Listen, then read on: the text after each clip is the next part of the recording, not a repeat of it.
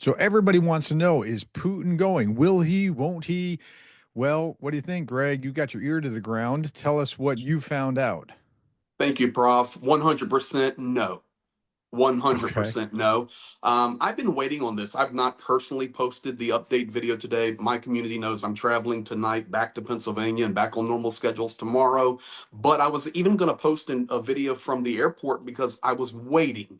Over the last 3 or 4 days, I've been updating my community and whoever else watches around the world, just the facts as they appear. Because we've heard so many things, well, Lavrov's going to go, or Peskov's going to go. Trump's coming. Rubio's going to get there Thursday. Okay, we have all the facts now. About 15 minutes ago, Vladimir Putin himself released the names of the delegation going. They are the original 2022 clowns that Ukraine cannot stand these guys. They Okay. can't So stand them. for viewer context, in 2022, about 2, 3 months into the war, they had this peace talks that's where they're picking up from. And when Ukraine had its back to the wall, and it was just like, and the Western supporters were saying, "Hey, don't take this deal. Keep fighting. We're standing with you." Okay. And so, who are these clowns that you're talking of? And let's just be clear: Putin is not going. Now, everybody thought that Putin, may he go, may he not go. Lavrov was probably going to go, and then we don't know if he's going to go. And then, like, it was a Oh no, very weird thing because Zelensky saying, "I'm going to be there." Putin, I hope you're there we too. We can talk about it. we had the indications that Russia would be sending Lavrov, Ushakov, and possibly Kirill Dmitriev.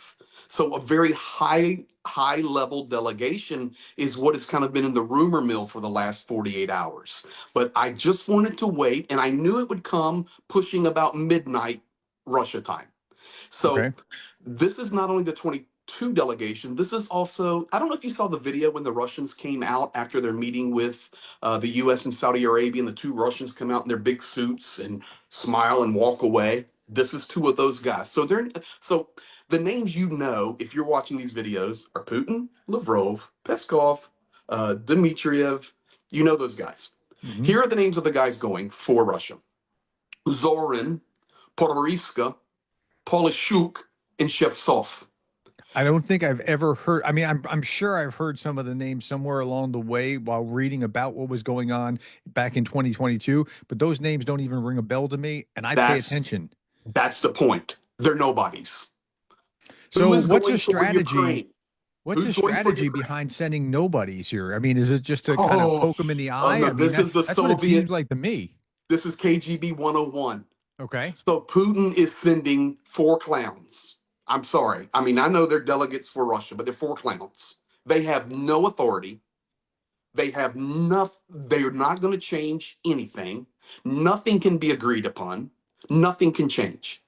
He's sending four no names. Zelensky confirmed before Putin dropped these four names that Zelensky's going, Yermak's going, Umarov's going, Subiga, and Zhovka. The top five are Yeah. going, including the president, the foreign minister, the defense minister, and advisors to the two head advisors to the office of the president. And then Putin comes behind it and says, "Oh, I'm sending you chefs off." Okay. So, one of the articles that I read, I talked about in my three big story segment tonight, was Zelensky saying at some point Trump has to realize that he's being lied to by Putin. Yes. At what point what will it take to shatter the cognitive dissonance that Trump has about Putin? Like, he's clearly not serious about I, this. I mean, you I, understand what I'm saying? I do understand completely what you're saying, but I don't want to just sit here and bash, but proof is in the pudding. So take it back one step further. It was the United States that first announced that Rubio and Woodcock would be arriving on Friday. So that was the first card that tumbled. It's almost as if the United States said, okay, you guys, I want you to get together and talk. So they changed it where they're not even arriving till Friday. So once that happened, I know Putin was said, I'm not sending anybody down there. Now, why would Or Trump so not you're get saying the this? U.S. had an impact by saying Rubio's and Woodcock aren't going to and Kellogg aren't going to be there till Friday, and that 100%.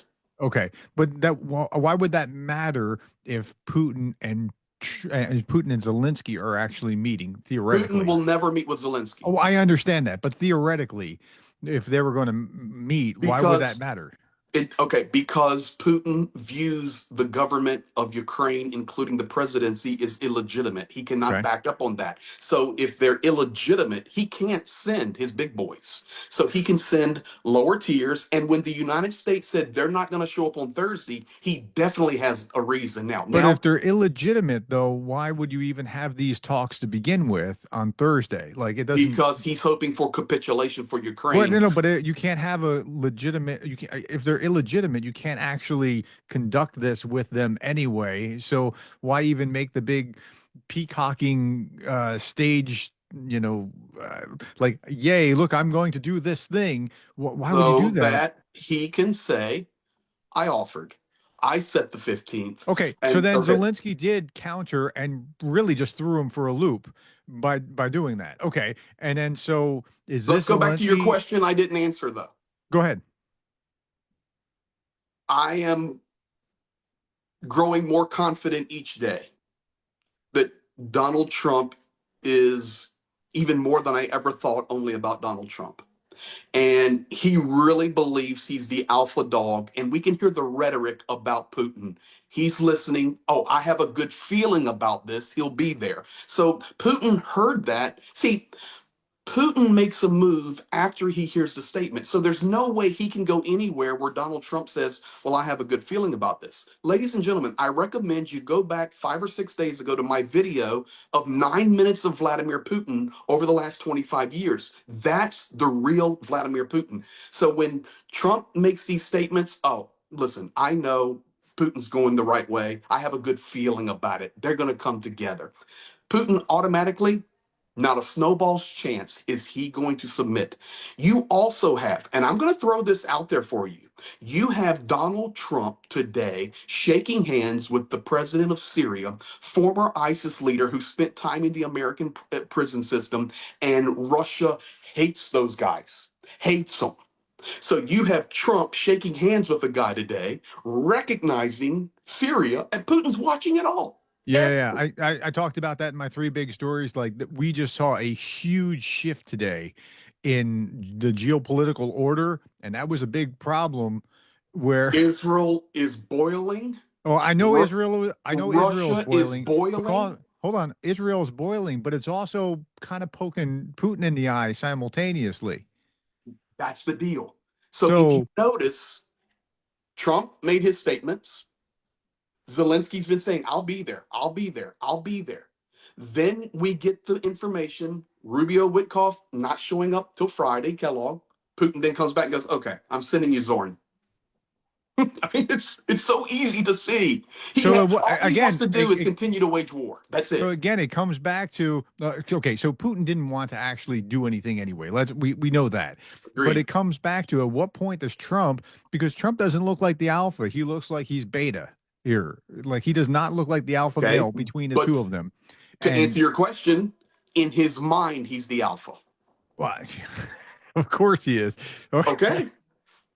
But He he's just being he looks so weak compared to Putin at times, and I hate to say that. I hate to say that about any American president, right? But he keeps going. Well, he's going to do this thing, and like when's he going to wake up and go? Professor Putin Gerdes. did not want this.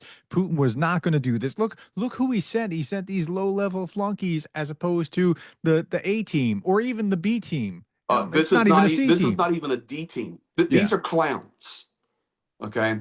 I knew it was going to happen, but I was waiting for I wanted the 100% confirmation I when appreciate that. I was watching the news today in Russia and getting ready to head to the airport. I was just seeing he was in an economic meeting, he was in a business leaders meeting, and then he was on a phone call with Lula, who landed in Moscow from Brazil, and all of these things happen. I'm going, you know what? It's going to get about midnight, and he's going to put out a piece of information that says, "Hey, I'll send you these guys," and So sure enough. Hey, even this thing with Lula, like Lula was held up at the airport for 4 hours. He flew from Brazil to Moscow, or not, maybe not, maybe Yeah, just outside Moscow. Moscow, right? Mhm. He flew from Brazil to Russia, and then he couldn't even meet with Putin. Like Putin snubbed him, and then, That's like, his BRICS buddy. yeah, I know. So What can we Putin gather from really, that? really wanted to dodge this uh coming together to talk about whatever, right? I mean, 100%. yeah.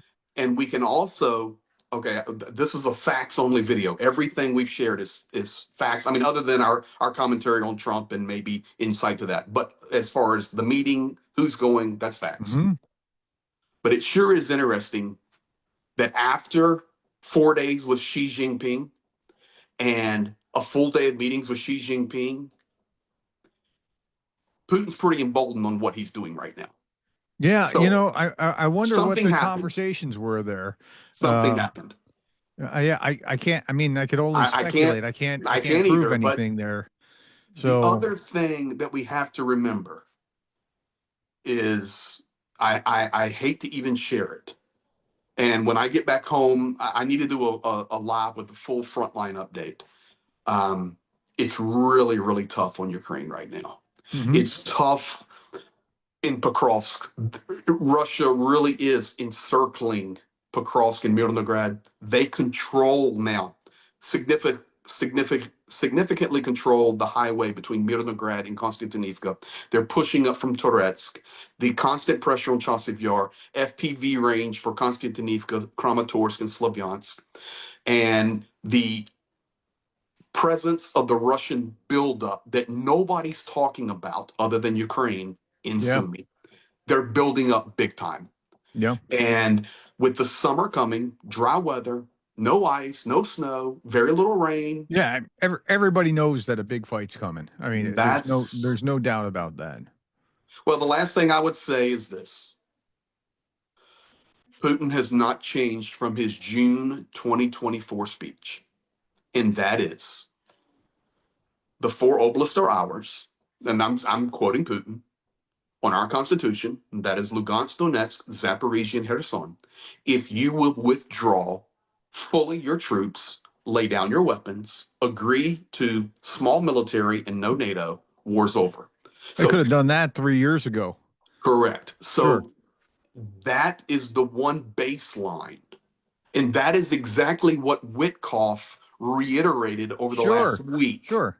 And that's just silly talk right there. I mean, that's just Exactly. Um, this would be like if Zelensky had said, "Okay, well, our conditions are that you give us all those oblasts right around Ukraine as a buffer zone in Russia, and lay Hmm. down your arms and turn off your nuclear weapons and destroy them." I mean, like if he'd said something absurd like that, of course it would go nowhere. So, yeah, but he's going to make maximalist demands, and the reason that he makes maximalist demands is because, as a negotiation strategy, then if I ask for 1,000% and I only get 150, I'm still pretty good.